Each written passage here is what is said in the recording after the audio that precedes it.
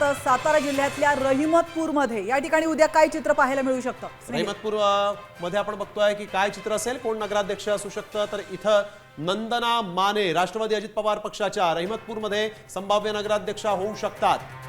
बिलकुल. आणि सत्ता कुणाची? तर सत्ता आपण बघतोय राष्ट्रवादी अजित पवार पक्षाची. 10 जागा राखण्यात त्यांना यश मिळू शकतं. तर याविषयी आपले प्रतिनिधी ओंकार कदम काय म्हणतात पाहूया. सातारा जिल्ह्यातील रहिमतपूर ही सर्वात पहिली नगरपालिका आहे आणि या नगरपालिकेची निवडणूक सुद्धा आता रंगत आलेली आहे. सगळ्यात महत्त्वाचं म्हणजे थेट सामना आहे तो भाजप विरुद्ध राष्ट्रवादी अजित पवार गट यांचा.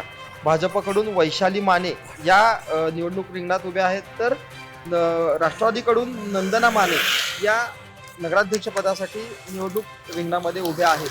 या रहिमतपूरमध्ये जी आत्ताची सध्याची परिस्थिती आहे त्यामध्ये राष्ट्रवादी अजित पवार गटाची सरशी असल्याचं पाहायला मिळतंय, कारण त्यांना एकीकडं एकनाथ शिंदे गटाचं बळ मिळालेलं आहे आणि भाजप हे स्वतःच्या ताकदीवर हे निवडणूक लढताना पाहायला मिळतं. त्यामुळेच सध्या तरी या निवडणुकीत भाजपच्या विरोधात राष्ट्रवादी अजित पवार गट हा थेट सामना आहे आणि त्यामध्ये सध्या तरी अजित पवार गटाची राष्ट्रवादीची सरशी आपल्याला पाहायला मिळते.